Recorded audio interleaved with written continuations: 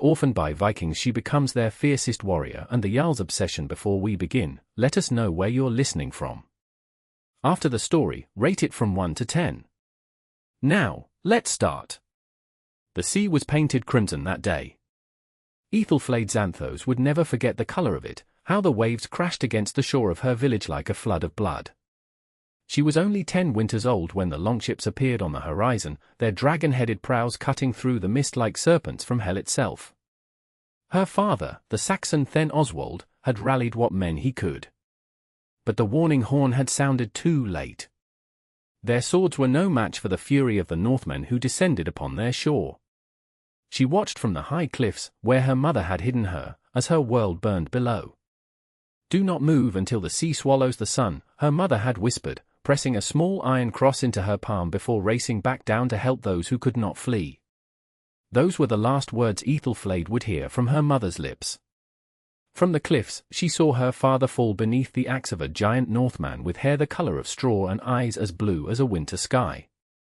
She saw her mother dragged by her golden hair toward the ships, saw her break free and run toward the chapel, saw her cut down before she reached its wooden doors. When darkness fell, Aethelflaed crept down from her hiding place, her small body trembling with cold and fear.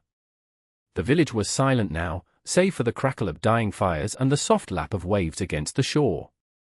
Bodies lay strewn across the beach and between the smoldering ruins of huts and the hall. Her home was gone. Her people were gone. She knelt beside her father's body, her tears falling onto his still face. "I will avenge you," she whispered, though she was but a child and knew nothing of vengeance. A hand fell on her shoulder. Aethelflaed screamed and spun around, brandishing the small knife she had kept hidden in her boot. Before her stood the tallest man she had ever seen, his beard plaited with small silver beads that caught the moonlight. He was one of them, a Northman, but he did not raise his weapon against her. "You fight like a wildcat, little Saxon," he said in broken English. "But there is no need. The fighting is done. You killed my family," she hissed, lunging at him with her knife. He caught her wrist easily, his massive hand engulfing hers. "I did not," he replied calmly. "That was Jarl Nils Quinnson's doing. I am Thorstein Haraldsson, and I take no pleasure in the slaughter of women and children." "Then kill me now," Aethelflaed demanded, her chin raised defiantly despite the tears streaking her dirt-smudged face. "For I have nothing left." Thorstein studied her for a long moment, his weathered face unreadable in the moonlight. "No," he said finally. "You will come with me." "I would rather die." "Perhaps," he acknowledged with a grim nod. "But the Norns have not woven that fate for you today. There is fire in you, Saxon girl. Fire that should not be extinguished." Before she could protest further, he had scooped her up and slung her over his shoulder like a sack of grain. Aethelflaed beat her fists against his back, but it was like striking stone. He carried her to one of the longships beached on the shore, where other Northmen were loading their plunder. "What have you there?" Thorstein called one of the warriors, his face illuminated by torchlight. "A gift for my wife," Thorstein replied. "She has long wanted a daughter. Jarl Nils will not be pleased. He ordered no captives." "Then he need not know," Thorstein said simply, placing Aethelflaed in the bottom of the boat and covering her with a fur cloak. "She is small. She will eat little." And so Aethelflaed Xanthos crossed the North Sea, huddled beneath furs in the belly of a dragon ship, surrounded by the men who had destroyed her world. The years that followed were a crucible that tempered Aethelflaed's hatred into something harder and more enduring. Thorstein had indeed given her to his wife, Gudrun, who had borne him 3 sons but longed for a daughter. Despite her initial resistance, Aethelflaed found herself gradually absorbed into their household in the settlement of Kaupang. "You will never replace my mother," she told Gudrun on that first night, her voice cold with hatred. "I do not seek to," the Norse woman had replied, her hands continuing to work the loom before her. "But you are here now, and you must learn our ways if you wish to survive." Survive she did. And more than that, she learned. Gudrun taught her to weave and cook and tend to the household, as was expected of women. but Thorstein, seeing the fire that still burned in the girl's eyes, taught her other things when Gudrun wasn't looking: how to hold a shield, how to swing an axe, how to move silently through the forest. "Why do you teach me these things?" Aethelflaed asked him one day as they practiced with wooden swords in a clearing beyond the settlement. "Because one day you will need them," he answered simply. "And because you remind me of someone I once knew." As she grew older, Aethelflaed's beauty began to draw attention. Her hair, once the color of wheat, had darkened to rich honey, and her eyes, gray as storm clouds, could flash from gentle to fierce in an instant. By her 16th winter, she had grown tall and strong, her arms muscled from work at the loom and secret practice with sword and shield. The young men of Kaupang began to take notice, including Thorstein's eldest son, Halvard. But Aethelflaed kept them all at arm's length. In her heart, she was still the Saxon girl who had watched her parents die beneath Norse blades. She had not forgotten her vow of vengeance, though the passage of time had dulled its immediacy. Then came the summer of her 18th year, when everything changed. Word reached Kaupang that Jarl Nils Quinnson, the man who had led the raid on her village, was coming to visit. He had risen in power since that day, becoming one of the most feared jarls in the north.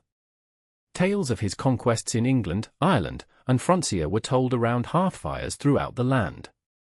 "He will stay in our hall," Thorstein told his family over the evening meal. "It is a great honor." Aethelflaed's hand tightened around her wooden cup until her knuckles whitened. "When does he arrive?" "With the next full moon," Thorstein replied, his eyes meeting hers briefly. He alone knew the significance of this visit to his foster daughter.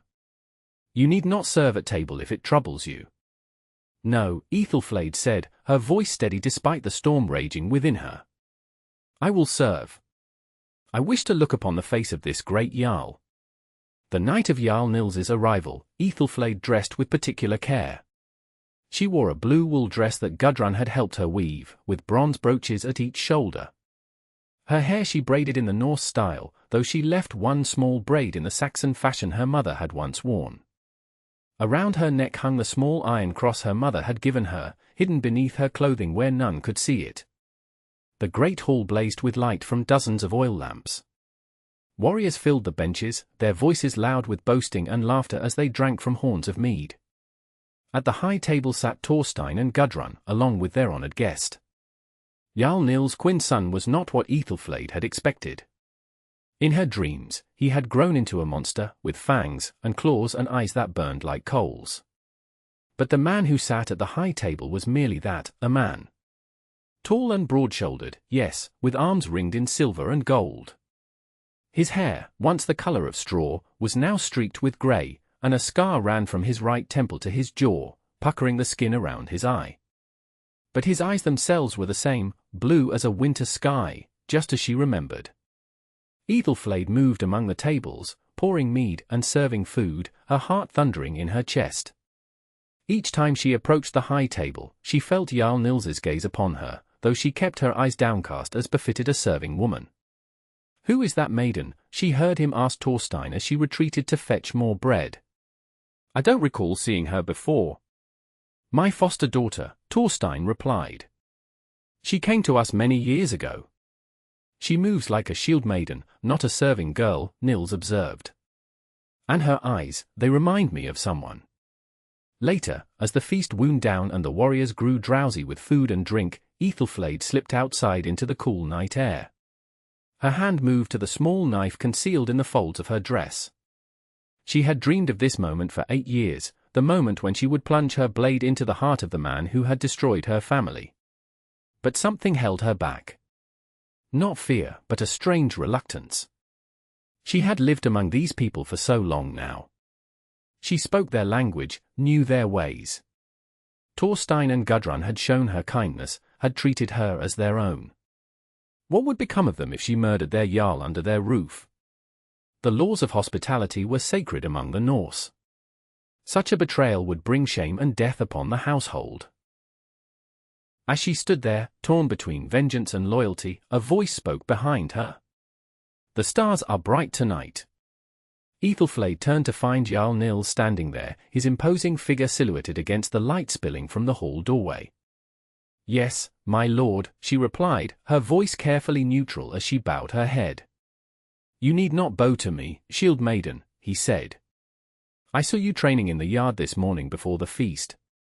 You handle a sword better than many of my warriors. Aethelflaed's head snapped up in surprise. You were watching me. I was, he admitted, moving to stand beside her. He gazed up at the night sky, seemingly at ease, though Aethelflaed noticed his hand never strayed far from the hilt of his sword. Thorstein has trained you well. He has been kind to me, she said carefully. Yet I sense there is something troubling in your past, Nils mused. Your accent, you were not born among the Norse, were you? Aethelflaed's heart raced. No, my lord. Where do you come from, then? She hesitated only a moment before answering truthfully. A small village on the English coast. It was raided when I was a child. Something flickered across Nils's face, not quite recognition, but a shadow of unease. I have raided many villages, he said slowly. It is our way. Yes, Aethelflaed agreed, her hand tightening around the concealed knife. It is your way. For a long moment, they stood in silence, looking up at the stars. Then Nils spoke again, his voice surprisingly gentle. Tomorrow I leave for Hedeby. I go to prepare for a great raid on the southern coast of England. He turned to look at her directly. I would have you come with me. Aethelflaed stared at him in shock.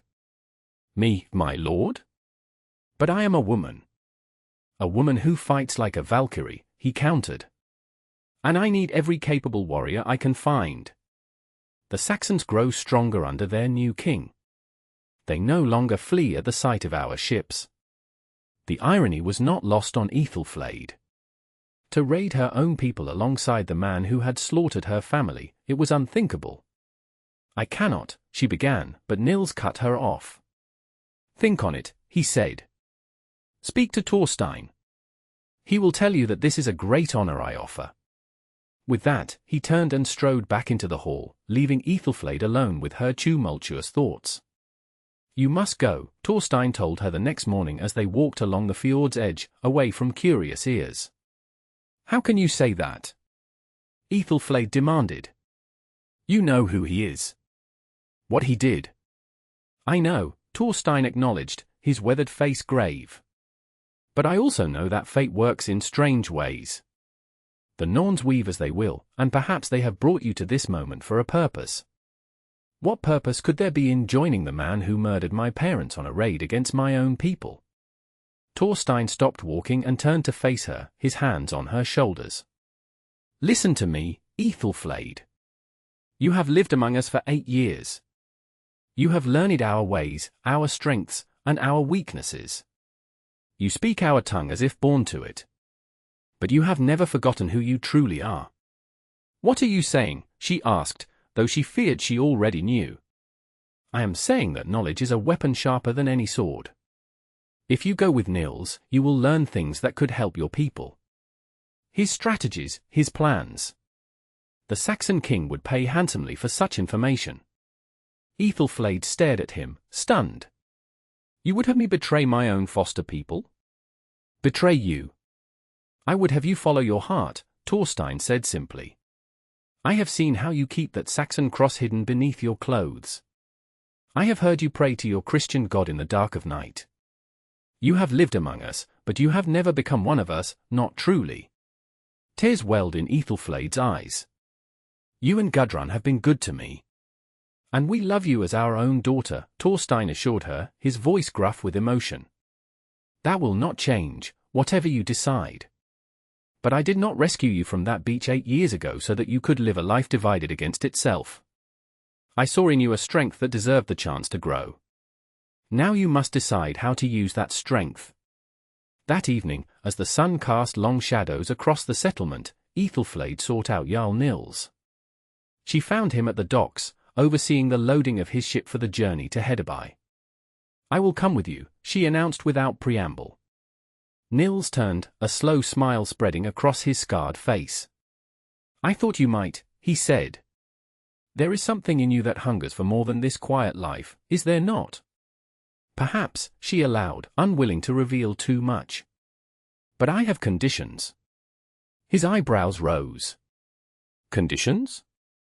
You are bold, shield-maiden. I wish to fight, Aethelflaed stated firmly.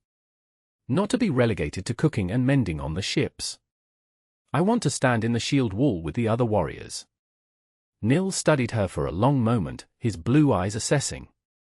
You understand that if you fall in battle, the Valkyries will not come for you? A Christian burial would be difficult to arrange in enemy territory. Aethelflaed's hand moved involuntarily to where her cross lay hidden. You know, then, that you are Saxon by birth? Yes. Thorstein told me this morning. Nils leaned against the side of his ship, arms crossed over his broad chest. It changes nothing. I have fought alongside Christians before. Some of my best warriors have taken the White Christ without forsaking their oaths to me. And that is my second condition, Aethelflaed continued. I will swear no oath to you. I will fight, and I will obey your commands in battle as any warrior must. But I will not pledge my loyalty. At this, Nils frowned. That is unusual. Why should I trust you in battle if you will not swear loyalty? Because I am offering you my sword arm, she replied steadily. And because Thorstein vouches for my skill and courage. Is that not enough? Nils considered this, his eyes never leaving hers. Finally, he nodded once. Very well. But know this, shield-maiden, if you betray me or my warriors in battle, your death will be slow and painful. I do not tolerate treachery. Nor do I, Aethelflaed replied, meeting his gaze unflinchingly. Then we understand each other. Nils gestured toward the ship. We sail with the tide tomorrow. Be ready. As Aethelflaed turned to leave, Nils called after her, What shall I call you, shield-maiden? You have not given me your name. She hesitated, then answered, Aethelflaed. Aethelflaed Xanthos. A flicker of something, recognition, perhaps, or merely curiosity, passed across Nils's face. An unusual name. It was my mother's choice, she replied, and walked away before he could question her further. The journey to Hedabai took 5 days, sailing along the coast rather than across open water. Aethelflaed had been on Norse ships before, but never for so long a journey. She quickly found her sea legs, however, and earned the grudging respect of the crew by taking her turn at the oars without complaint. Most of the warriors viewed her with suspicion at first, a woman, and a Saxon by birth, joining their ranks was unprecedented. But Nils had made it clear that she was under his protection, and none dared challenge him openly. Only one warrior, a man named Gunnar, seemed particularly hostile. The Jarl has lost his wits, he muttered loudly enough for Aethelflaed to hear as they made camp on the shore one night. First he brings a woman to war, and a Saxon thrall at that. Next he'll be asking us to fight with sticks instead of swords. Aethelflaed ignored the jibe, focusing instead on setting up her sleeping furs a little apart from the others. But later, as she practiced with her sword in the fading light, Gunnar approached her. Let us see if Thorstein truly taught you to fight, or if you merely play at being a warrior, he challenged, drawing his own blade. Aethelflaed measured him with her eyes, taller than she was, and heavier, but slower too. She had watched him during their journey and knew he favored his right side. I do not wish to hurt you, she said calmly, which only served to anger him further. Bold words from a thrall, Gunnar sneered, lunging forward. Aethelflaed sidestepped his attack easily, a shield catching his blade and deflecting it downward. Before he could recover, she had pivoted and struck him hard across the back with the flat of her sword, sending him stumbling forward. Gunnar recovered quickly, his face red with rage and embarrassment. This time he attacked more cautiously, testing her defenses with a series of quick strikes. Aethelflaed met each one, a shield and sword moving in perfect harmony as Thorstein had taught her. A small crowd of warriors had gathered to watch, their initial jeers giving way to murmurs of appreciation as the fight continued. Aethelflaed was faster than Gunnar, and more agile, but he had the advantage of strength and reach. For several minutes they circled each other, trading blows, neither gaining a clear advantage. Then Gunnar overextended himself on a powerful swing, and Aethelflaed saw her opening. She dropped to one knee, her shield raised to block the follow-through of his attack, while her sword swept in a low arc that caught him behind the ankles. Gunnar crashed to the ground, and before he could rise, Aethelflaed was standing over him, the tip of her sword at his throat. "Do you yield?" she asked quietly. Gunnar's eyes burned with humiliation, but he gave a curt nod. Aethelflaed withdrew her blade and offered him her hand. After a moment's hesitation, he took it, allowing her to help him to his feet. "You fight well," he admitted grudgingly. "For a woman." "And you fight well for a man who underestimates his opponent," she replied with a slight smile. A laugh rang out from behind them. Aethelflaed turned to see Jarl Nils standing at the edge of the clearing, his arms crossed over his chest and an approving look on his face. "It seems Thorstein taught you well indeed," he observed. "Though I wonder where you learned that last move. It is not a Norse technique." "My father taught me," Aethelflaed said before she could stop herself. Before the raid." Nils's expression grew thoughtful. "Your father was a warrior, then?" "He was a Then," she answered, lifting her chin slightly. "He died defending our village." A strange look crossed Nils's face, not quite guilt, but something close to it. "Many brave men have fallen beneath Norse blades," he said after a moment. "It is the way of war." "Yes," Aethelflaed agreed, her voice cool. "It is." That night, as she lay beneath the stars, Aethelflaed's thoughts were in turmoil. She had come on this journey with two purposes: to gather information that might help her Saxon countrymen, and perhaps to find a way to avenge her parents by killing Jarl Nils. But each day that passed made her path less clear. The Norse warriors were not the monsters of her childhood nightmares. They were men, with strengths and weaknesses, fears and hopes. Even Nils himself was more complex than the demon who had haunted her dreams for 8 years. She had seen him show kindness to his men, had watched him sacrifice his portion of food to a sick warrior. He was ruthless, yes, but also fair in his own way.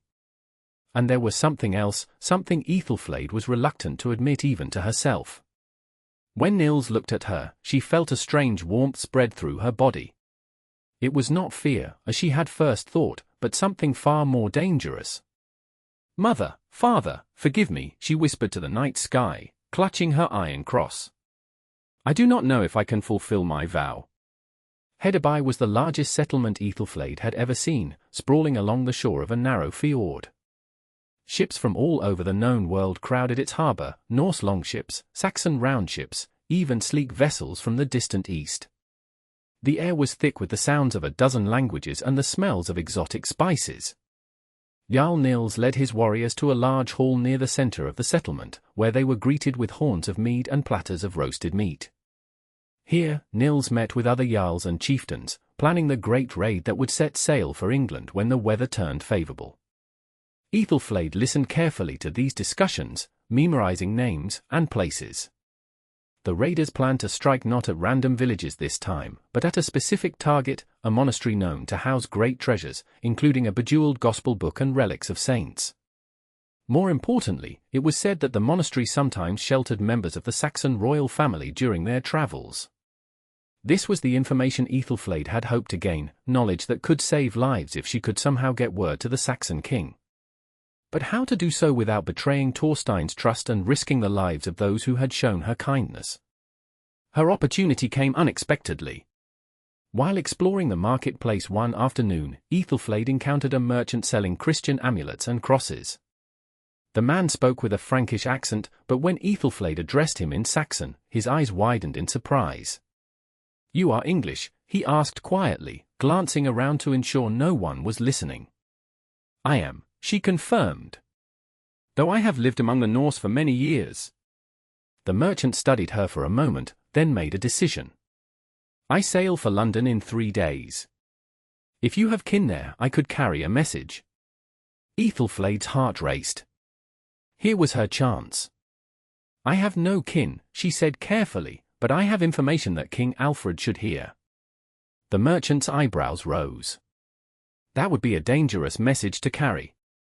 "I can pay," Aethelflaed said, reaching for the silver arm ring Gudrun had given her before she left Kaupang. Keep your silver, the merchant said, waving away her offering. I serve God and King before Mammon. Tell me your message, and I will see it delivered. That night, Aethelflaed could not sleep. Had she done the right thing? The information she had passed to the merchant might save many Saxon lives, but it would also lead to the deaths of Norse warriors, men she had come to know, men who had accepted her into their ranks despite her gender and origins. And then there was Nils. What would he do if he discovered her betrayal? The thought made her blood run cold. As if her thoughts had summoned him, a shadow fell across the entrance to the small chamber she had been given in the hall. Nils stood there, his broad shoulders filling the doorway. You are troubled, shield-maiden, he observed. What keeps you from sleep? Aethelflaed sat up, pulling her furs around her. Thoughts of the coming raid, she replied, which was not entirely a lie. Nils entered and sat on a stool near her bed, his face half in shadow. You fear battle? No, she said honestly. I fear what comes after. Glory? Wealth? Songs sung by skalds around winter fires. Nils smiled slightly. These are things most warriors long for. And you, Jarl? What do you long for? The question seemed to catch him off guard. For a moment, the mask of the fearsome warlord slipped, and Aethelflaed glimpsed something vulnerable in his ice-blue eyes. Peace, he said finally, so quietly she almost didn't hear him. Though that is not a word a Jarl should speak aloud. Why not? Because we live by the sword, Nils explained, his voice regaining its usual strength. Our people depend on raids for wealth, for thralls, for their very survival. If the raids stop, what becomes of us? There are other ways to live, Aethelflaed suggested cautiously. Trade, farming, crafting. Nils laughed, though there was little humor in it. Spoken like a Saxon. Your people have rich lands, bountiful harvests. We have rocks and ice and seas that would as soon swallow us as feed us. He leaned forward, his elbows on his knees. But tell me, shield-maiden, if your Saxon kings are so peaceful, why do they send warriors to burn our villages when we are away raiding? Aethelflaed frowned. What do you mean?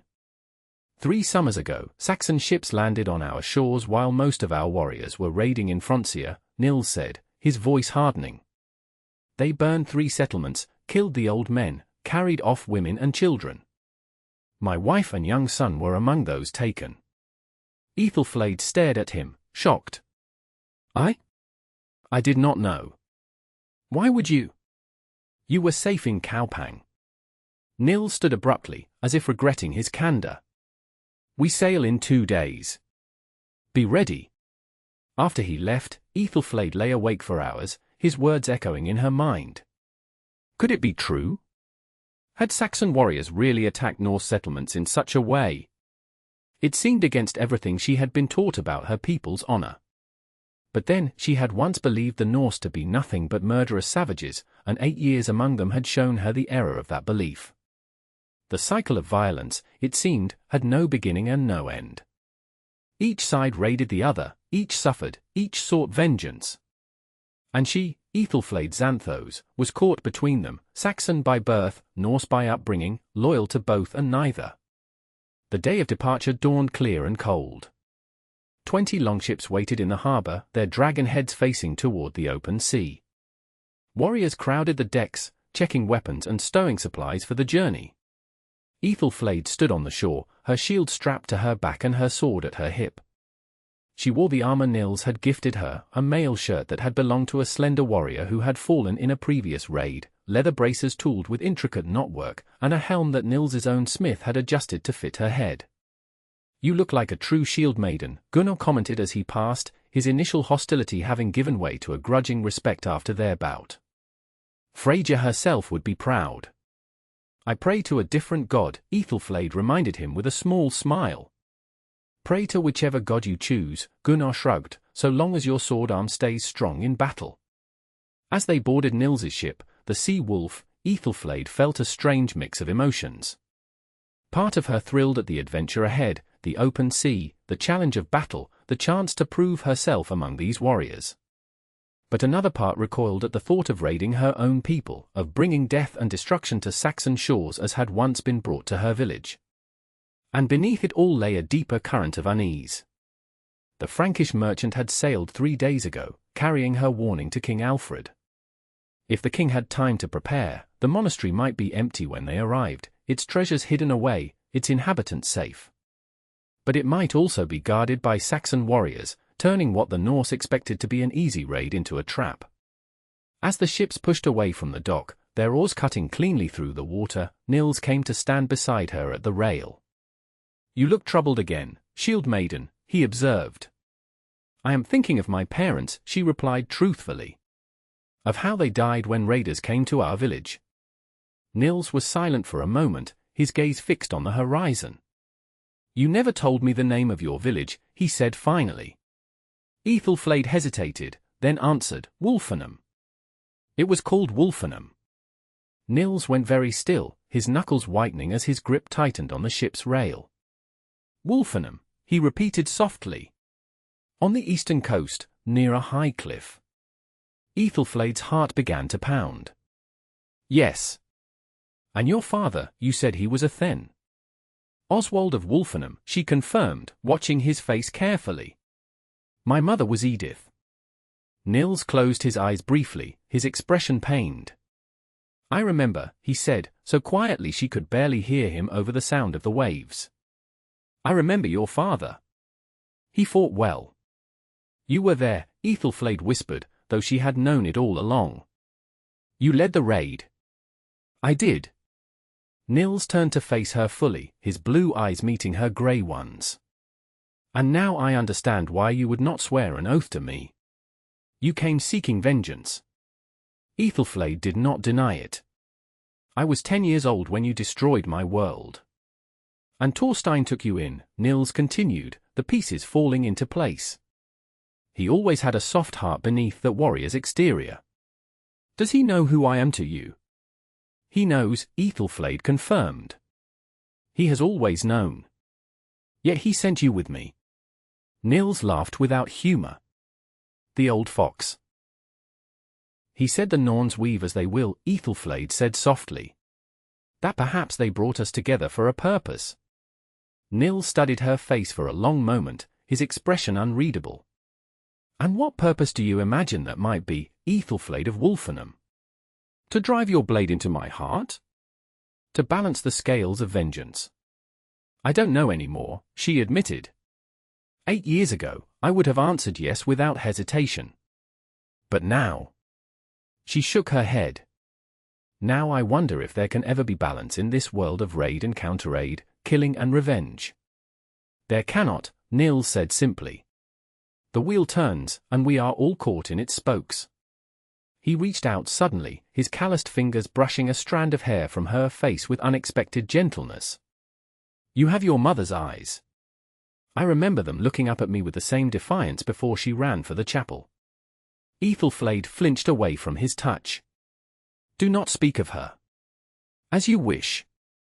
Nils stepped back, his face hardening once more into the mask of the Jarl. "We have a long journey ahead, shield-maiden. I suggest you find your place among the crew. We will speak more of this another time." For 10 days, they sailed southward, skirting the coast of Frisia and Francia before turning west toward the English Channel.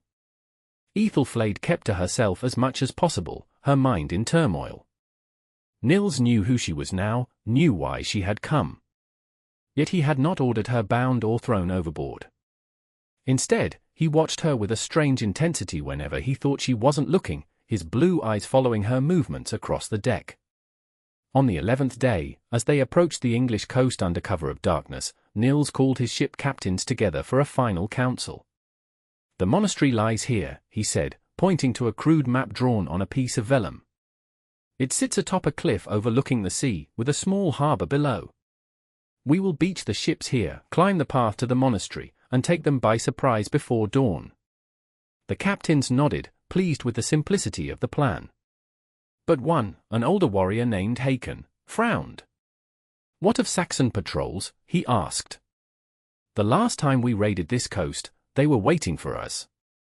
There have been no reports of increased Saxon activity in this area, Nils assured him. Our success depends on surprise and speed. We strike fast, take what we can carry, and return to the ships before reinforcements can arrive. As the captains dispersed to prepare their men, Nils beckoned Aethelflaed to join him at the stern of the ship. The night was clear, stars scattered across the sky like silver filigree on a blacksmith's anvil. Tomorrow you face a choice, shield-maiden, he said without preamble. When we reach the monastery, you must decide where your loyalty truly lies. I told you I would swear no oath, Aethelflaed reminded him. And yet you are here, on my ship, wearing armor I provided, sailing to raid your own people. Nils's voice was not accusatory, merely contemplative. You could have killed me many times during our journey.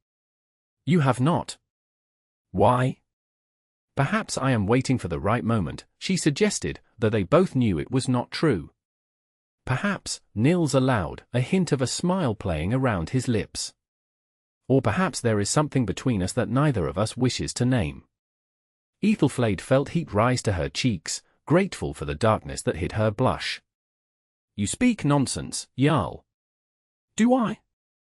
Nils stepped closer, his voice dropping to a near whisper. I have watched you these past weeks, Aethelflaed of Wolfenham. I have seen how you move, how you think, how you fight. You are unlike any woman I have ever known. I am the daughter of a man you killed, she reminded him harshly. The daughter of a woman who died by Norse blades. Yes, Nils acknowledged, his expression solemn. And that debt can never be repaid. But must it define us forever? Must we remain locked in this cycle of vengeance until one of us lies dead? What alternative is there? Aethelflaed demanded. You raid our shores, we defend them. You kill our people, we kill yours. Where does it end? Perhaps it ends with us, Nils suggested, his hand reaching out to touch her cheek. This time, Aethelflaed did not pull away. Perhaps the Norns have woven our fates together not for vengeance, but for something else entirely. Before she could respond, a shout came from the lookout at the bow. Land! Land ahead! The moment shattered. Nils stepped back, once more the Jarl rather than the man. Prepare yourself, shield-maiden, he said, his voice brisk and commanding. Dawn comes soon, and with it, your moment of choice.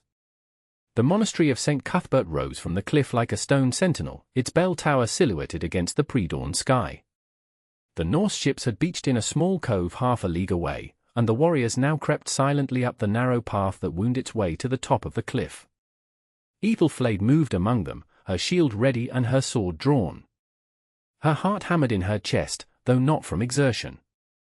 Soon, very soon, she would have to make the choice Nils had spoken of, to stand with the raiders or against them, to betray her Norse foster family or her Saxon blood. As they crested the rise and the monastery came fully into view, Aethelflaed felt a chill run down her spine.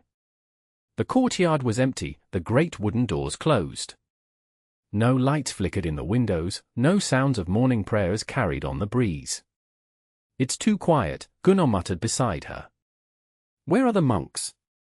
Nils signaled for the warriors to spread out, approaching the walls from all sides. Aethelflaed followed him toward the main gate, her senses alert for any sign of danger. They were 20 paces from the wall when the first arrow whistled through the air, striking a warrior to Aethelflaed's left. He fell with a cry, clutching at the shaft protruding from his shoulder. Ambush! Nils roared, raising his shield just as a volley of arrows rained down from the monastery walls. Saxon warriors poured from the buildings, their mail shirts gleaming in the growing light, their swords and axes at the ready. There were dozens of them, far more than the small contingent of monks who should have inhabited the monastery. Form a shield wall, Nils commanded, and the Norse warriors instinctively drew together, overlapping their round shields to create a protective barrier. Aethelflaed found herself beside Nils in the center of the wall, her shield locked with those of the warriors to either side. The Saxons charged, and the clash of metal on metal filled the air as the two forces collided. The fighting was chaotic, brutal. The Norse, though outnumbered, were fierce fighters, and they held their ground against the initial Saxon assault. Aethelflaed fought automatically, her body remembering the training Thorstein had given her over the years. She blocked a sword thrust with her shield, countered with a quick jab that found a gap in her opponent's armor. The man fell, and another took his place. It was only when she heard the Saxon war cry, "For Alfred and England," that the full reality of her situation struck her. She was fighting her own people, the people of her birth, the people her parents had died defending. A Saxon warrior broke through the line beside her, his axe raised high. Without thinking, Aethelflaed pivoted and struck, her sword cutting deep into the man's unprotected side. He staggered, his eyes wide with shock as they met hers. You're a woman," he gasped in Saxon, blood bubbling at his lips. "You're one of us." "I'm sorry," Aethelflaed whispered in the same tongue, but the man was already falling, his life bleeding out onto the ground. The battle raged on, but the Norse were gradually being pushed back toward the cliff's edge. Aethelflaed fought mechanically, her mind numb with the horror of what she was doing. Every Saxon who fell beneath her blade was a betrayal of her parents' memory. Yet every time she hesitated, a Norse warrior, one of the men she had sailed with, eaten with, trained with, would be in danger. Then she saw him, Nils, surrounded by 3 Saxon warriors, fighting with the ferocity of a cornered wolf. He had lost his helmet, and blood streamed from a cut above his eye, partially blinding him. Even as she watched, one of the Saxons circled behind him, raising his sword for a killing blow. Without conscious thought, Aethelflaed sprinted across the battlefield, her shield raised. She slammed into the Saxon warrior just as his sword began its downward arc, sending him sprawling. Before he could recover, she had driven her sword through a gap in his mail. Nils, hearing the commotion behind him, glanced back in surprise. In that moment of distraction, another Saxon lunged forward, his spear aimed at Nils's unprotected side. "No!" Aethelflaed cried, throwing herself forward. She felt a searing pain as the spear grazed her ribs, tearing through leather and flesh alike. But her momentum carried her into the Saxon, and they both tumbled to the ground. The world narrowed to a pinpoint of pain and desperate struggle. Aethelflaed and the Saxon warrior rolled across the blooded earth, each fighting for dominance. He was stronger, but she was quicker, and she managed to draw her knife from her belt and plunge it into his throat before he could pin her completely. As the Saxon's life drained away, Aethelflaed became aware of a horn blowing, not the deep blast of a Norse war horn, but the higher, clearer note of a Saxon signal. The remaining Saxon warriors began to fall back toward the monastery gates, their retreat covered by archers on the walls. Aethelflaed tried to rise, but the pain in her side flared white-hot and her vision swam. Strong arms caught her before she could fall, lifting her as if she weighed nothing. "Hold on, shield-maiden," Nils's voice growled in her ear. "The day is lost, but you will not be."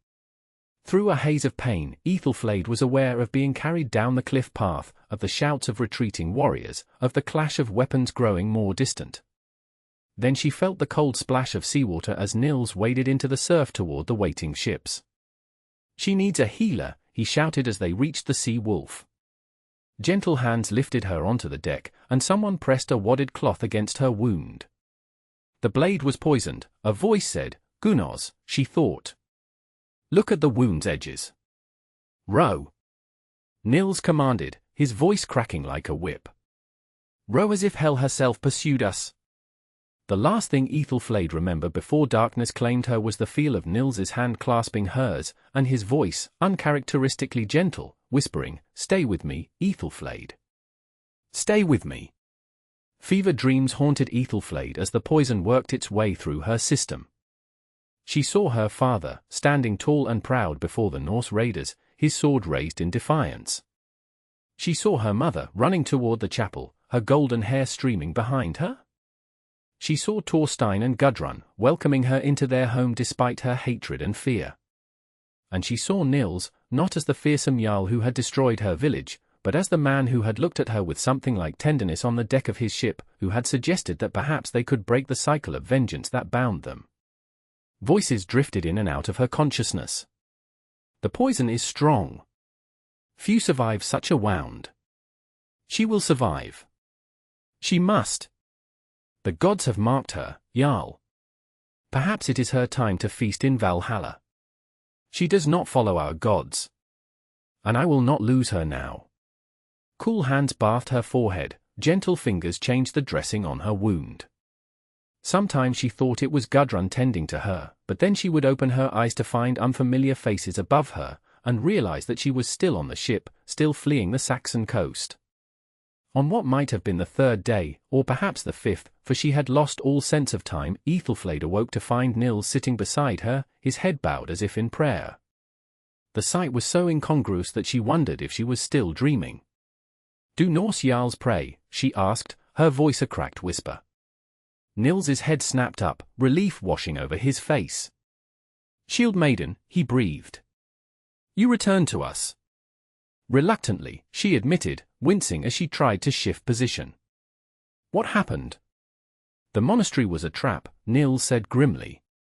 "The Saxons were waiting for us. Someone had warned them." Guilt flooded Aethelflaed's heart, but she kept her expression neutral. "How many did we lose?" 17 dead, twice that wounded." Nils ran a hand through his hair, which hung lank and unwashed around his face. "We were fortunate to escape with so many. The Saxons had us outnumbered 3-1.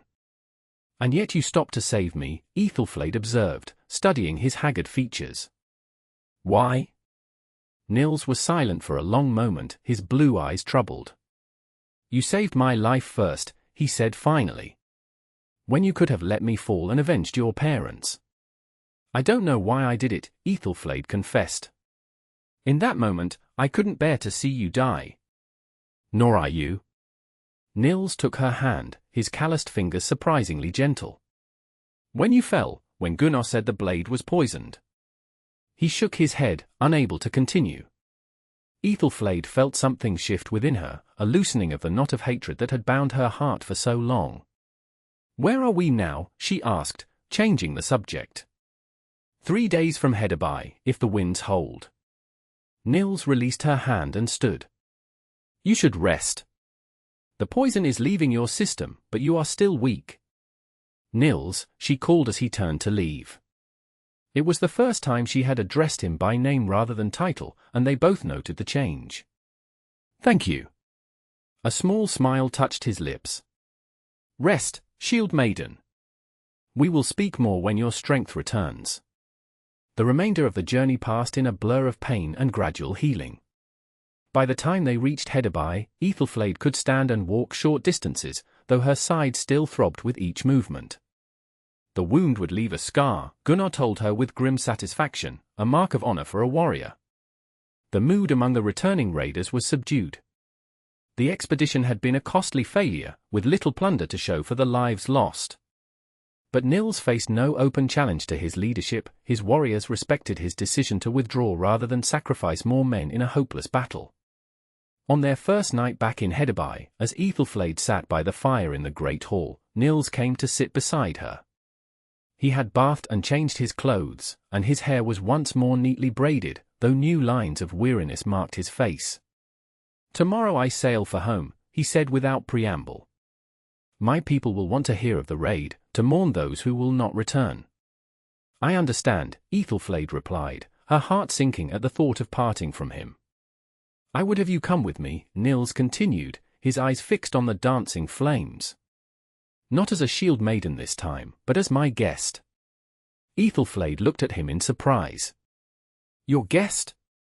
"Yes." Nils turned to face her fully. "Aethelflaed of Wolfenham, there is much I would make right between us. I cannot return your parents to life, nor erase the pain I have caused you. But perhaps we can find a new path forward, one that does not end in more bloodshed." "What are you proposing, Jarl?" Aethelflaed asked cautiously. "I propose nothing yet," Nils replied with a slight smile. "Only that you come with me, see my home, meet my people. After that, we shall see what the Norns have woven for us." Aethelflaed considered his words.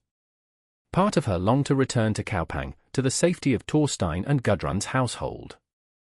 But another part, a growing part, was drawn to this complex man who had been her enemy for so long.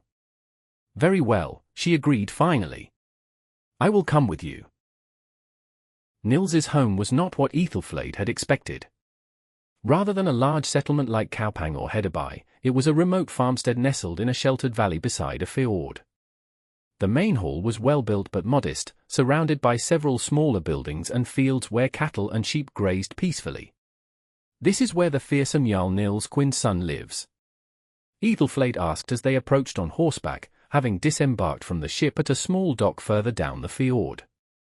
Disappointed? Nils replied with a wry smile. Surprised, she admitted. I imagined something more imposing. Nils chuckled. I maintain a larger hall in Jorgvin for official matters. But this is where I prefer to spend my time when not raiding or attending things. As they rode into the farmstead's yard, people emerged from the buildings to greet them, not warriors, for the most part, but ordinary folk, farmers, craftsmen, women with children clinging to their skirts. They called out greetings to Nils, their faces lighting up at the sight of their Jarl returning home. A tall, slender woman stepped forward from the group, her dark hair streaked with silver and bound in a simple braid.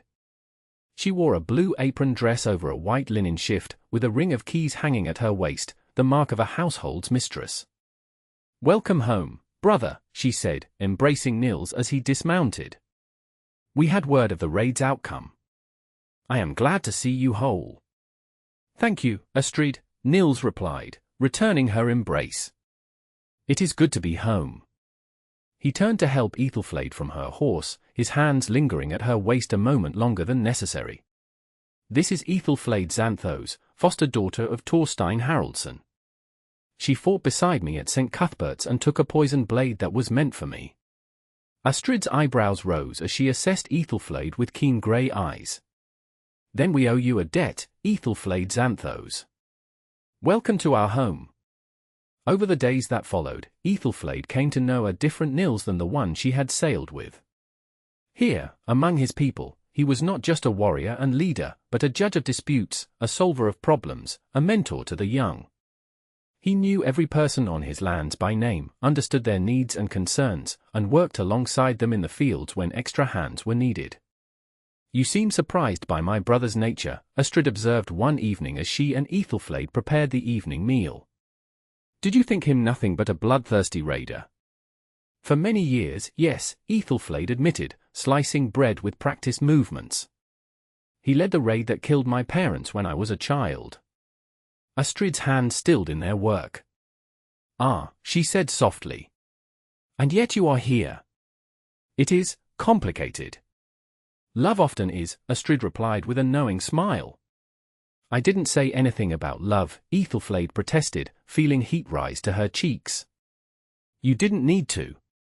Astrid resumed her work, adding herbs to a pot of stew bubbling over the fire. I see how you look at him when you think no one is watching.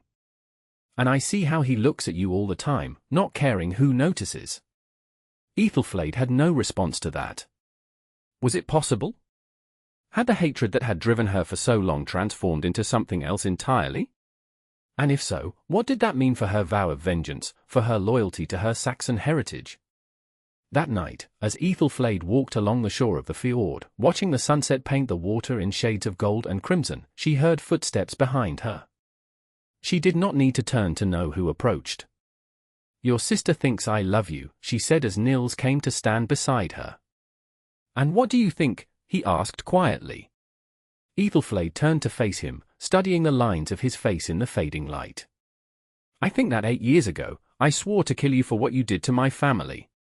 I think that for most of my life, hatred for you has been what sustained me, what gave me purpose. And now? Nils's voice was barely audible above the gentle lapping of waves against the shore. Now I don't know what I feel, Aethelflaed confessed. You are not the monster of my nightmares, Nils Quinnson. You are a man, with strengths and flaws, kindness and cruelty. You have taken lives, including those I loved most in the world. But you have also saved lives, including my own. Nils reached out slowly, giving her time to pull away if she chose. When she remained still, he cupped her face in his hands, his touch gentle despite the calluses that spoke of a lifetime of wielding weapons. "When I saw you fall on the battlefield," he said, his voice rough with emotion, "when I thought I might lose you before I ever truly had you, I realized something. The Norns weave strange patterns in the tapestry of our lives. Perhaps they brought us together, the raider and the orphan, the Jarl and the shield-maiden, not for vengeance, but for healing. Can there be healing for wounds so deep?"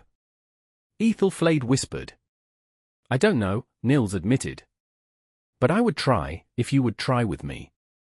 He lowered his head slowly, giving her every chance to refuse. But Aethelflaed did not refuse. She rose up to meet him, and when their lips touched, it was like the clash of sword against shield, the meeting of two opposing forces, and yet also like coming home after a long journey.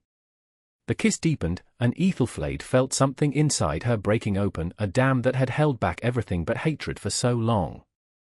Now other emotions flooded through, desire, tenderness, and something that might, in time, become love. When they finally drew apart, both breathing heavily, Nils rested his forehead against hers.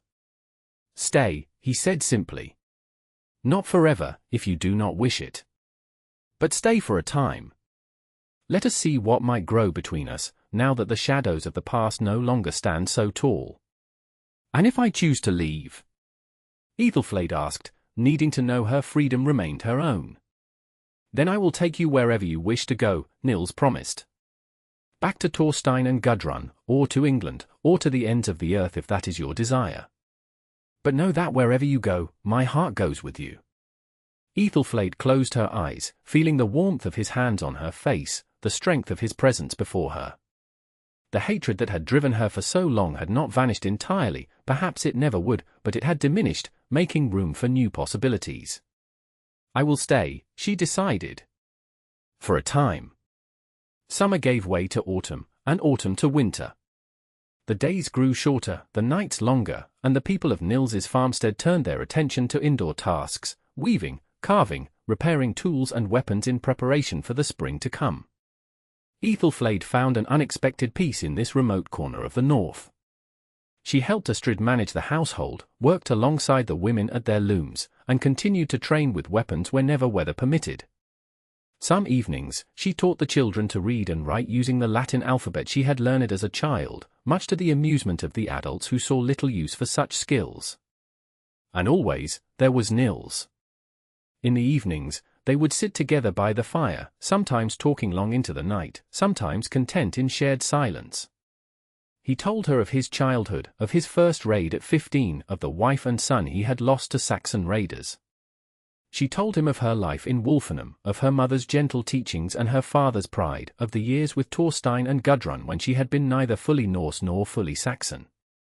They did not rush toward intimacy, both aware of the weight of their shared history. But each day brought them closer, each conversation healing another small piece of the wounds they had inflicted on each other. Then, as the winter solstice approached, a messenger arrived from Bjorgvin with troubling news. "Saxon ships have been sighted along the coast," the man reported, stamping snow from his boots as he stood before the fire in Nils's hall. 3 settlements have been raided already. The people are calling for you to lead a response, Jarl." Nils's face hardened, the peaceful farmer giving way once more to the warrior chief. "How many ships?" "At least 5, possibly more." "And their movements?" "They seem to be working their way northward along the coast. If they continue on their current course, they could reach the southern settlements of your territory within a fortnight." Nils nodded grimly. "Send word to all my ship captains. We gather at Bjorgvin in 3 days." After the messenger had been fed and given a place to rest for the night, Aethelflaed found Nils in the small room that served as his private chamber. He was examining a map spread out on a table, his expression distant and troubled. "You're going to fight," she said. It wasn't a question. "I must," Nils replied without looking up. "These are my people. They look to me for protection." "I understand." And she did, perhaps better than anyone. "Will you take me with you?" Now he did look up, surprise evident in his face. "You would fight against your own people? Again?" I don't know what my people means anymore, Aethelflaed said honestly. I am Saxon by birth, Norse by upbringing. I have lived in both worlds and belong fully to neither. She moved to stand beside him, placing her hand over his where it rested on the map. But I know that innocent people do not deserve to die, whether they speak English or Norse. Nils turned his hand to clasp hers. And if we face each other across a battlefield? If it comes down to a choice between me and your Saxon kin? I made that choice at St. Cuthbert's, Aethelflaed reminded him softly. I chose you. Nils pulled her into his arms, holding her tightly as if afraid she might disappear. I never thought to find such loyalty, such love, from the daughter of a man I killed. Nor I from the man who made me an orphan, Aethelflaed replied, resting her head against his chest. Yet here we are. Here we are, Nils agreed, pressing a kiss to the top of her head. Together, against all odds and reason. They sailed for Bjorgvin the next day, leaving Astrid to manage the farmstead in their absence. The town was already bustling with activity when they arrived, warriors gathering from throughout Nils's territory, ships being prepared for battle. As Jarl, Nils was immediately pulled into councils and planning sessions. Aethelflaed, to her surprise, was included in these discussions. Though some of the older warriors grumbled at a woman's presence, and a Saxon-born woman at that, none dared challenge Nils's decision openly. And those who had fought alongside her at St. Cuthbert spoke up in her defense, Gunnar among them. She fights better than half the men here, he declared bluntly. And she took a poisoned blade meant for our Jarl. She has earned her place at this table. The strategy they developed was not one of direct confrontation, but of cunning. Rather than meeting the Saxon ships at sea, where their superior numbers might prevail, they would lure them into a narrow fjord where Norse warriors would wait in ambush along the shores. We will need someone to draw them in, Nils said, looking around the table at his captains. A small ship, seemingly isolated and vulnerable. They must believe it is a trader, not a warship. I will do it, Aethelflaed volunteered. I speak their language without accent. I can convince them to follow. Nils's face darkened. No. It's too dangerous. It's the most logical choice, Aethelflaed countered. A ship captained by a woman will seem less threatening. And if they do overtake us, I can claim to be a Saxon captive, play on their sympathies until you spring the trap. She's right, Jarl, Gunnar said reluctantly. It gives us the best chance of success. Nils looked around the table, saw the agreement in his captain's eyes, and finally nodded. Very well. But you will have our best warriors with you, disguised as merchants. And at the first sign that the plan is failing, you will break off and retreat. Is that understood? Yes, Jarl, Aethelflaed agreed, though they both knew she was unlikely to retreat from danger. The next 3 days were a flurry of preparation. A merchant Nor was selected for Aethelflaed's use, smaller and broader than a longship, with a partial deck and space for cargo. It was outfitted to look like a trading vessel, though weapons were hidden throughout, ready to be seized when needed. 12 warriors were chosen to accompany her, men skilled in both fighting and sailing. They discarded their war gear for the simple clothing of merchants, though each kept a blade within easy reach. On the morning of their departure, as the Nor was being loaded with goods that would serve as both disguise and provisions, Nils came to Aethelflaed at the dock. He wore his full war gear now, his mail shirt gleaming in the winter sunlight, his helmet tucked under one arm. You don't have to do this, he said quietly, his eyes searching hers. We can find another way. This is the best way, Aethelflaed replied, adjusting the woolen cloak around her shoulders. She too was dressed simply, as a merchant's wife might be, though she wore trousers beneath her dress for ease of movement. And I am not afraid. I know you're not. That's what worries me. Nils glanced around to ensure they were not overheard, then continued in a lower voice, Aethelflaed, if anything happened to you. Nothing will happen, she assured him, reaching up to touch his bearded cheek. I will lead them into the trap, and you will spring it. By this time tomorrow, the Saxon raiders will be defeated or fleeing back to their shores. And then? And then we return home, Aethelflaed said simply. Together. Nils covered her hand with his own, turning his face to press a kiss against her palm. "When this is over," he said, his voice rough with emotion, "I would speak with you about the future. Our future." Aethelflaed's heart quickened at his words, at the promise they held. "I will listen eagerly to whatever you have to say, Jarl Nils Quinnson. See that you do, shield-maiden." Nils drew her into a fierce embrace, mindless of the warriors watching from the ships. "May your God and mine watch over you until we meet again." The plan worked almost too well. Aethelflaed's Nor, sailing alone near the entrance to the fjord, quickly attracted the attention of 2 Saxon ships. When they hailed her in English, demanding she heave to, Aethelflaed responded in the same tongue, pleading for mercy. "We are but simple traders," she called across the water. "We carry amber and furs to trade at Bjorgvin." "Traders or not, you're Norse," the Saxon captain shouted back. "Heave to, or we'll run you down." Aethelflaed made a show of panicked discussion with her disguised warriors, then called back, "We surrender. Please, don't harm us." As the Saxon ships drew alongside, Aethelflaed saw that they were indeed warships, filled with armed men. Her heart sank as she counted at least 60 warriors between the 2 vessels, far more than her 12 men could hope to defeat.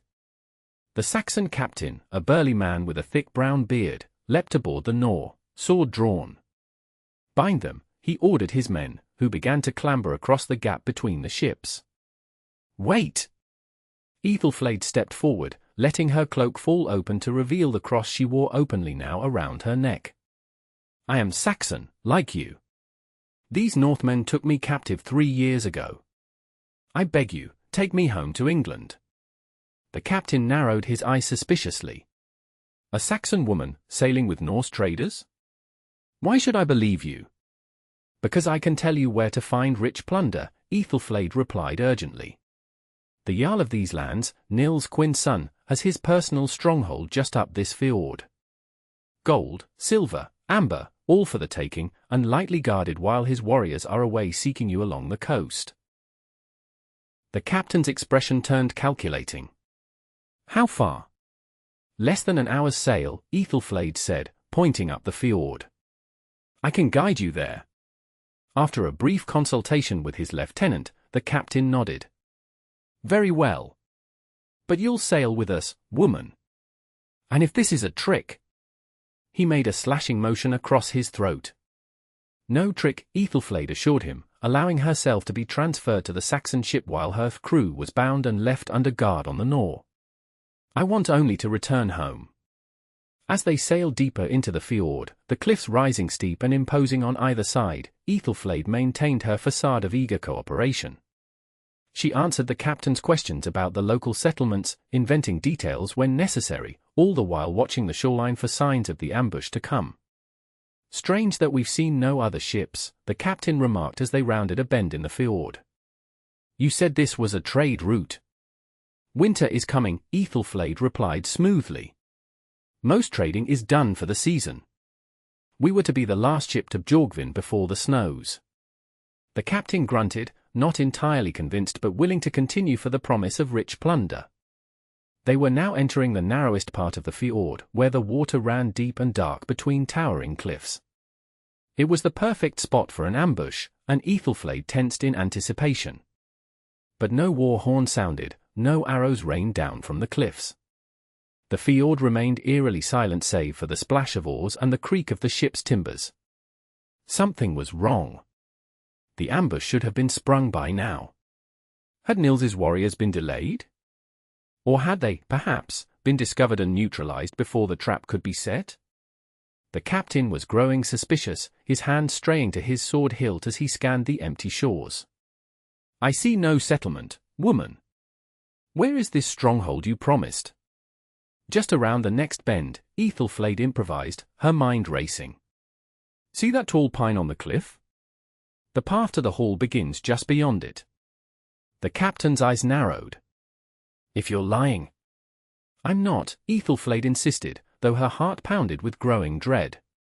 "Why would I lie when my freedom depends on your goodwill?" As they rounded the bend, Aethelflaed's worst fears were confirmed. The fjord widened into a small bay, completely empty of ships or settlements. There was nowhere left to run, nowhere to hide. The captain's face darkened with rage. "Treachery," he roared, drawing his sword. "You've led us into a trap." "No." Aethelflaed protested, backing away from his advance. "The settlement should be here." "I don't understand this, Norse witch," the captain snarled, raising his blade. "You'll die for your deception." As the sword began its downward arc, a war horn blasted from somewhere above them, its deep note echoing off the cliffs. The captain hesitated, looking up, and in that moment of distraction, Aethelflaed acted. She dropped to the deck, rolling beneath the captain's swing, and came up with a small knife she had kept hidden in her boot. Before he could recover, she had plunged it into his thigh, just above the knee. He howled in pain and rage, staggering backward. Chaos erupted around them. From hidden coves and inlets along the shore, Norse longships suddenly appeared, rowing hard toward the Saxon vessels. From the cliffs above, arrows rained down, striking Saxon warriors on the open decks. Nils had changed the plan, Aethelflaed realized with a mixture of relief and exasperation. Rather than ambushing the Saxons in the narrow part of the fjord, he had let them sail all the way into this bay, a natural trap with only one way out, now blocked by advancing Norse ships. The wounded captain, still dangerous despite his injury, lunged for Aethelflaed again. She dodged his wild swing, looking desperately for a weapon more substantial than her small knife. Her gaze fell on a boarding axe hung on the ship's rail. She dove for it, seized the haft, and spun to face her attacker. "You fight well for a woman," the captain acknowledged, blood soaking his legging where her knife had struck. "But you'll die nonetheless." "Not today," Aethelflaed replied, setting her stance as Thorstein had taught her. "Today, you face a shield-maiden of the north." They clashed in a flurry of blows, axe against sword. Around them, the battle raged as Norse warriors boarded the Saxon ships from all sides. Aethelflaed was vaguely aware of familiar voices shouting battle cries, of Gunnar's distinctive roar as he led a boarding party onto the second Saxon ship. The captain was a skilled fighter, but his wounded leg slowed him, and Aethelflaed pressed her advantage. She feinted left, then struck right, her axe biting deep into his sword arm. He cried out, the weapon falling from his nerveless fingers. Aethelflaed kicked the sword away and stood over him, axe raised. "Yield," she commanded. "Yield, and you may yet live." The captain stared up at her, hatred and reluctant admiration mingling in his gaze. "What manner of Saxon woman fights for the Northmen?" he demanded. "One who has seen that there are good and evil men on both sides of the sea," Aethelflaed replied steadily. "Now yield, or die by my hand." Slowly, the captain nodded, his face grey with pain and defeat. "I yield." By the time Nils's ship pulled alongside, the battle was largely over. The Saxons, caught by surprise and outnumbered, had put up a fierce but brief resistance before surrendering. Those who had fought to the death lay where they had fallen, the rest were bound and gathered on the decks of their captured ships. Nils leapt aboard, his sword bloody, his face alight with the fire of battle. When he saw Aethelflaed, whole and unharmed save for a small cut on her cheek, relief washed over his features. "Shield-maiden," he greeted her, his voice carefully formal before his warriors. "You fought well." "As did you, Jarl," she replied, matching his tone. "Though you might have warned me of the change in plans." "There was no time," Nils explained, lowering his voice as he moved closer. "We spotted 3 more Saxon ships entering the fjord behind the first 2. I had to adapt." "And the other ships?" "Captured or driven off," Nils assured her. "The coast is safe for now." He looked past her to the wounded captain, who sat propped against the ship's rail, his injuries being tended by a Norse healer. "Your work." "He surrendered honorably," Aethelflaed said. "I gave my word he would be treated fairly." Nils nodded thoughtfully. "Fair treatment for fair surrender. That is our way." He raised his voice, addressing all within earshot. "The Saxon prisoners will be held for ransom, not enslaved. Send word to their king that they may be redeemed for silver, not for more raids on our shores." A murmur ran through the gathered warriors, some approving, some disappointed at the lost opportunity for thralls. But none questioned the Jarl's decision openly. As the Norse ships prepared to tow their prizes back to Bjorgvin, Nils drew Aethelflaed aside, into the shelter of the ship's small cabin. "I thought I had lost you when we saw the additional ships," he admitted, his hand cupping her cheek. "I've never been so afraid." "Afraid?" Aethelflaed teased gently. The great Jarl Nils Quinnson, afraid. Terrified, he confirmed without shame. "Not of battle or death, but of losing you." His expression grew serious. "I meant what I said before you sailed. When this is over, I would speak with you about our future." "Then speak," Aethelflaed invited, covering his hand with her own. "For the battle is won, and we are both still here to see it." Nils took a deep breath. "Aethelflaed Xanthos, daughter of Oswald of Wolfenham, I ask you to be my wife. Not my thrall, not my concubine, but my true wife, equal in all things." Though she had half expected this, the directness of his proposal still took Aethelflaed's breath away. "Your people would accept a Saxon as their Jarl's wife." "Most already do," Nils pointed out. "You've won their respect through your courage and skill. Those who cannot accept it will learn to, or they will find another Jarl to follow." "And what of my people?" Aethelflaed asked softly. "What of England, and the family I lost there?" "England will always be part of you," Nils acknowledged. "And if you wish to return there, even for a time, I would not prevent it. But I hope you will choose to make your home with me, to build something new from the ashes of our shared past." Aethelflaed was silent for a long moment, her heart full of conflicting emotions. She thought of her parents, of the vow she had made beside her father's body. She thought of Thorstein and Gudrun, who had given her a second chance at family. And she thought of Nils, the man who had destroyed her world and then, against all odds, helped her build a new one. "Yes," she said finally, raising her eyes to meet his. "Yes, I will be your wife, Nils Quinnson. Not because I have forgotten the past, but because I choose to create a different future." Nils's face lit with a joy that transformed his battle-hardened features. He pulled her into his arms, heedless of the blood and grime of battle that covered them both, and kissed her with a passion that spoke of both desire and profound relief. "The Norns have strange ways," he murmured against her lips. "To bring us together thus, from hatred to love." "Perhaps not so strange," Aethelflaed replied thoughtfully. "For who can understand the heart of an enemy better than one who has been that enemy? Who can bridge two worlds better than one who has lived in both?" Nils smiled, tucking a strand of honey-colored hair behind her ear. "Wise as well as fierce, my shield-maiden. Our children will be formidable indeed." "Children?"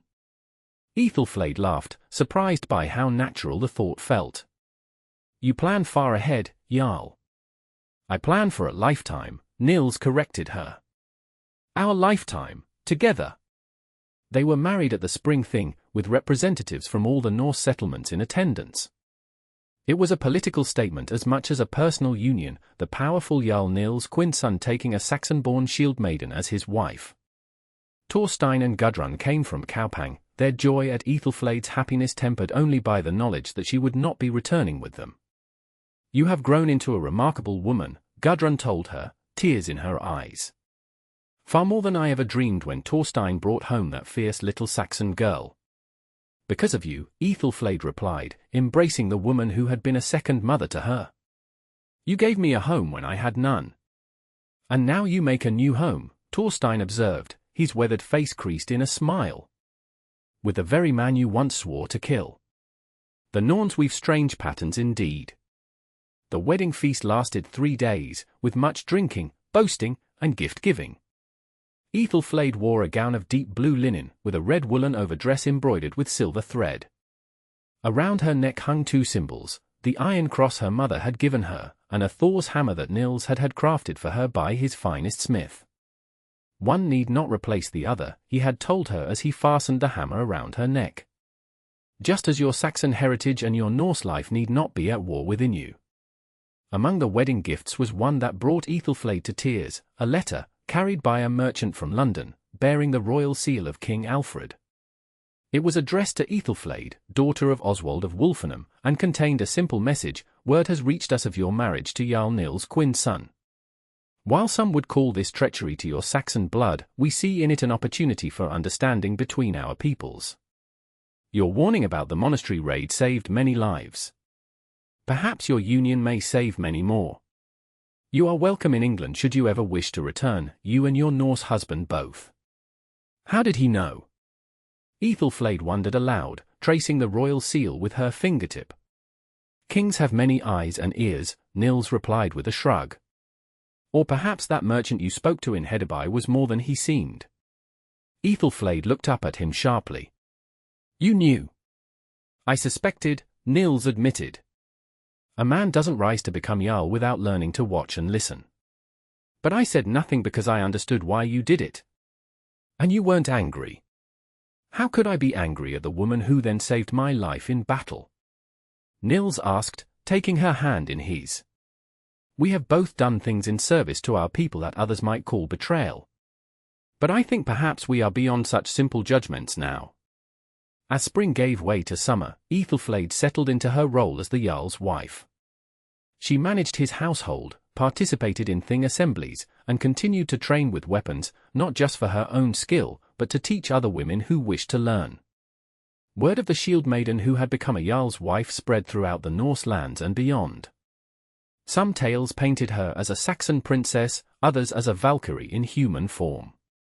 The truth, as always, was both simpler and more complex. In the years that followed, Aethelflaed bore Nils 3 children, 2 sons and a daughter, all with their mother's grey eyes and their father's fierce spirit. She taught them both languages, both cultures, both faiths. "You are neither wholly Norse nor wholly Saxon," she told them. "You are something new, a bridge between worlds." Nils continued to lead his people, but the frequency of raids on Saxon shores diminished during his rule. Instead, trading voyages increased, with Norse ships carrying amber, furs, and walrus ivory to English ports, returning with wool, grain, and silver. It was not peace, not completely. There were still those on both sides who preferred the old ways of raid and counter-raid. But it was a beginning. And sometimes, on quiet evenings when the children were abed and the hall was silent save for the crackling of the fire, Nils and Aethelflaed would sit together and marvel at the strange path that had brought them to each other. "Do you ever regret it?" Nils asked her once, as they watched the northern lights dance across the sky above their farmstead. "Choosing to stay? Choosing me?" Aethelflaed considered the question seriously, as she did all things. "I regret the pain that brought us here," she said finally. "I regret the lives lost, the hatred spent. But I do not regret where we have arrived." She turned to face him, her hand gentle on his scarred cheek. "You were right, that night on your ship. The Norns brought us together not for vengeance, but for healing.